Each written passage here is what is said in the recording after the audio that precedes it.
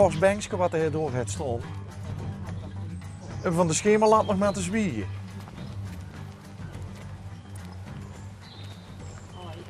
Hallo. Goedemiddag. Zit een hond erbij? Nee, wieso hè?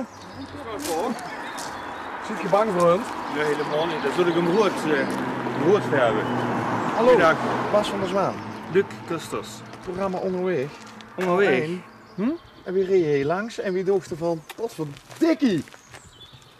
Als ik de schemerlamp zie, ben ik al het des te beneden door het bureau wat erbij huurt. Ja, het bureau. Als je een bijpassend bureau hebt, hebben ze veel personeel nodig en dat is niet goed. Oké. Tegenwoordig. Wat duidt dat lampje door? Dat is van mijn zoon, van Patrick Kusters. Is dat een kunstenaar? Ja, sinds 1 januari. Sinds 1 januari is hij kunstenaar. Ja. En wat was ze voor 1 januari? We hebben een groepsaccommodatie, de bestierte, de banker, het gestudeerd. En het is nu 40 geworden. Zo. En dan kreeg ze midlife geneugten. Midlife geneugten. En dus zei je, vanaf 1 januari ben ik geen banker meer, maar dan ben ik... Nee, al jaren geleden eigenlijk. Hè. Dus het gestudeerd en dit allemaal. En, zo voor de tijd, in de echte tijd van de bankers, weet ze wel. Van, dat het nog normaal was om de boel te bezeiken. Hè. Tegenwoordig is het ook nog normaal, maar het wordt wat verdacht. Het wordt wat verdekt allemaal. Hè. Vroeger was het niet verdekt? Nee, dan wordt het gewoon normaal. Dat zijn de mensen die het bezeiken. Officieel van de bank, ja. Dat wordt gewoon normaal. Maar ook als klant, hè, dat ken ik zelf ook. Dat wist je gewoon en dan als ze geld nodig had, dan maakt ze een verhulken. En kreeg ze geen geld, maakt ze een ander verhulken. Zo werkte dat vroeger. Maar dan prot je eigenlijk wel heel, nou ja, ik wil niet zeggen negatief, maar... Ja, helemaal niet, wat is negatief? Nou ja, overal gezoen de banker is geweest. Nee, oh maar hij had het ook, nog een tijd wat hij me vertelde, had hij dat ook ervaren van hij kost niet meer verder ermee. Hij was het mugen mensen te bezeiken, of te moeten bezeiken. Ja. Ik leg hem dus in mijn eigen woord vertaald neer. En toen is er dus voor zichzelf van allerhande dingen gedaan. Waaronder dus een groepsaccommodatie? Ja, nou, ik ben de vader van hem. Hè. Dus we hebben een groepsaccommodatie al sinds 15 jaar, 20 jaar. En ja, en nu zeg ik van, we gaan wat anders doen, hè.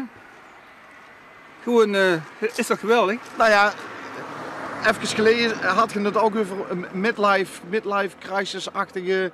Ja, zoals we allemaal, we mannen, ik praat van de mannen eigenlijk, we moeten een keerpunt hebben in ons leven. Dat we zeggen, we doen niet meer datgene wat de overheid of papa of mama wil en dergelijke, maar ik wil voor mezelf gewoon. Als man hebben ze dat nodig, dan moet ze het peert pakken en dan ga ze. En leeft ze het peert uit de andere stal.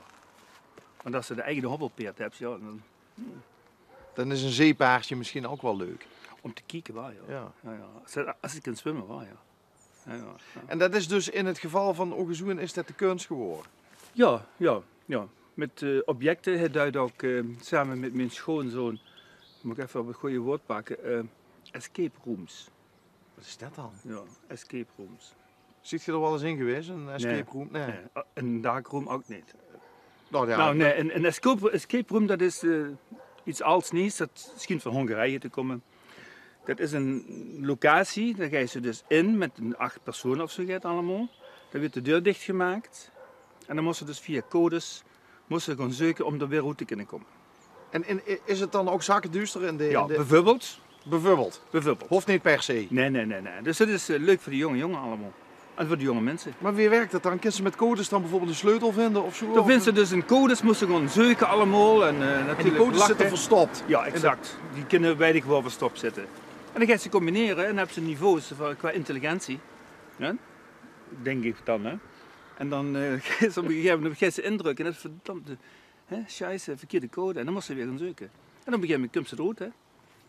Dus dat is een soort van spel eigenlijk? Ja, je gaat nou er staat binnen nog een bus, hè. Dat had ik ook gezien. De gele bus, dat hoort erbij. Is dat een soort van escape room eigenlijk? Ja, samen met mijn schoonzoon gaan we een strijp in Eindhoven.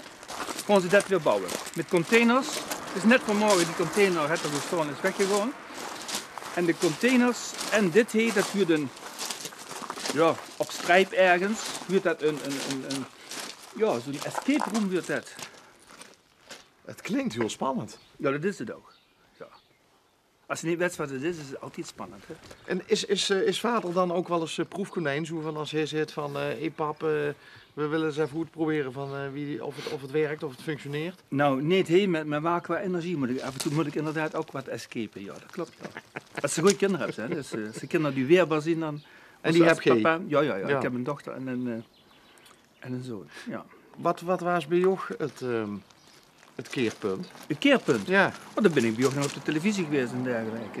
Nou, vertel. Het seksueel misbruik in Blijheide. Dat was een keerpunt in ons leven? Toen der tijd.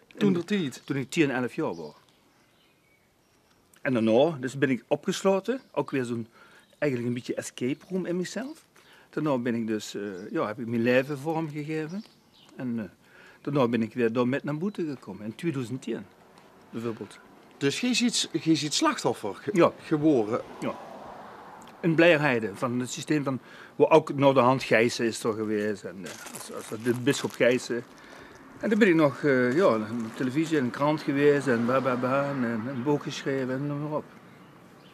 En de escape room hè, in zichzelf? Ja. Dus daar heb je hoe lang in gezeten? Ja, natuurlijk. Tot 2010? Nee. Ik ben gelukkig al met 34 jaar veel therapie gedaan. Dus mezelf gewoon als escapen. Dat kent ook niet iedereen, hè? Dat weet ik niet. Iedereen heeft wel een kans, maar de een doet het zo, de ander doet het zo. De ene, ja. Alleen nogmaals, andere mensen ook, iedereen die zoiets metmaken. Het grote nadeel is, de kinderen nog nooit meer zo weren eigenlijk als ze hard kunnen weren eigenlijk. Hè. De Christus zelf, zoals ze door veel waren, is nooit meer terug. Nee. Ja. Er blijft altijd een stukje over wat ze niet meer aankomt. Dus eigenlijk vervormt ze zichzelf. Leeft ze verder, zeg maar, een beetje zo, terwijl ze eigenlijk zo had kunnen leven. Maar dat is niet alleen met het seksueel misbruik van de katholieke kerk. Dat vindt ze dus in allerlei godsdiensten vindt ze dat wel terug. En allerlei systemen vindt ze dat terug. Dus nogmaals, nu maar op. Hè. Hoeveel heb je teruggekregen? Nou, laat ik de vraag anders stellen. Hoe tevreden ziet je met de persoon die het genoeg ziet? Oh, geweldig. Ja? Ja. Meer dan 100%. Want dat is ook weer het nadeel, hè. En het voordeel. Dat hebben ze een nadeel en een voordeel, hè. Als je iets metmaakt en de verdrinksbienen, ik neem maar iets, dan wist je een hele goede zwemmer. En als ze dan met is, dan hebben ze spelen, kunnen ze toch zo sneller zwemmen als een hanger. Als ze door een haai achterna gezeten wordt, hè. En dan biedt die binnen, weet je wat de kont daar of zo. En dan kunnen ze toch iets sneller zwemmen dan een hanger. Dat is met mensen dus, die veel met de bootvluchtelingen noemen, hè. Die echte bootvluchtelingen. Ik bedoel niet die commerciële, hè, maar die echte gezinnen. Hè. Dus niet die mannen alleen die komen, want dat is allemaal fake. Hè. Maar de gezinnen die vluchten, moeders en kinderen. Ja, en dan de man zegt, kom, we gaan. Niet langer dan de mannen die alleen komen. Hè. Dat is allemaal macht en geld verdienen en corruptie en dergelijke. Als ze zoiets metmaakt, dan wist als persoon, dan hebben ze een hoop trammeland. Maar door de hand hebben ze meer capaciteiten om, dat hebben ze alles een keer metgemaakt. Weet je wel. Het vormt zich als mens. Ja, het maakt zich weerbaar. Ja, en niet het vormt zoals de katholieke kerk duidt, maar het vormt zich wie ze zelf is. Dat is het. Zo gaat het leven. Misschien wel de wet. Heb je door hetgeen wat er gebeurt is het geluif, het katholieke geluif, ook helemaal afgezworen? Alle geluiden, ja. Ja, maar niet alleen het geluif, maar ook het... bijvoorbeeld al geluiven. Hè? Dus als iemand tegen dich zegt van... heb ze de miljoen gewonnen, dan ga ik eerst eens kijken van... speel ik wel met in de loterie? Eerst zien en dan geloven? Nee, eerst zien. En dan je eigen conclusies trekken? Ja, goed. Ja. Maar zo werkt dat overal. Dat is alle systemen zien zo. Of ze nou bij een baas werkt en de mos iets, hè. Ik bedoel, weet ik ook niet. Of de mos iets anders. Nou ziet je immers die met dat stukje verleden naar boete is gekomen. Ja. Wat denk je dat er de komende, laat ik zeggen, 5 tot 10 jaar gaat gebeuren? Komt er nog een hoos van mensen die die ook naar boete komen met het feit dat ze misbruik zien. Ja, in de katholieke kerk, nee, dat is geweest. Hè. Ja? En, ja, en wat ik toen al zei in 2010, wat ik hoopte dat gebeurt nou, die weer allemaal gesloten. Hè. Die kerken en dergelijke. Hè. Maar dus is nou, laatst weer met een boeddhistische monnik, had dan weer een aantal vrouwen ook misbruik en zo. Dus is wel dus open te maken dat het dus wereldwijd gebeurt er iets. Nederland heden, honderdduizenden mensen. Dus is nou in Australië bijvoorbeeld, komt dat ook weer groot naar boven toe natuurlijk. Maar daar zitten ze net, ze zitten bij sportverenigingen, dat is geweldig nog. Hè. Dat een sportvereniging weer ook nog gezegd van oké, wie gaan we er mee om? Dus door het open te maken, komt het allemaal weer, wordt het normaal. Ja. Omdat we dus natuurlijk moeten oppassen als we jonge kinderen, dat we die niet vervormen.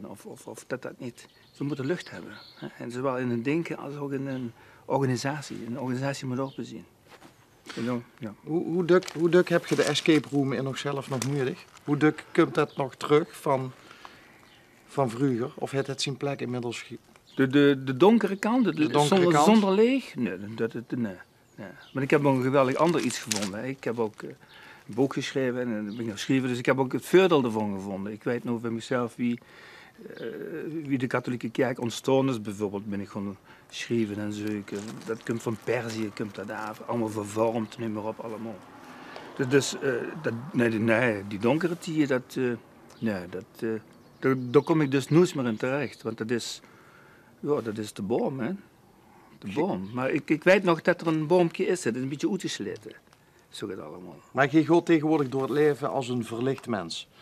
Ja, ik heb een knipje. Als ik donker ben, dan kan ik wel teruggaan. Nee, ik De heb dimmer. een knipje. De dimmer. Ja, soms als het leeg te hel is, dat moet ook tegen leeg kunnen. Hè. Leeg is ook niet altijd prettig. Fijn dat je het weer zo op de rails hebt gekregen. Ja, knap. Ja. Nou, nee, knap weet ik niet. Ik bedoel... Ik denk niet dat iedereen Dit is dat welke. voor elkaar zou hebben gekregen. Och, de een wel, de ander niet. De anderen doen het anders. Het gaat gewoon dat we lucht hebben in de maatschappij, dat het in een democratie, dat het zichtbaar is en dat alles gewoon bespreekbaar is. Dat vind ik zeer waardevol.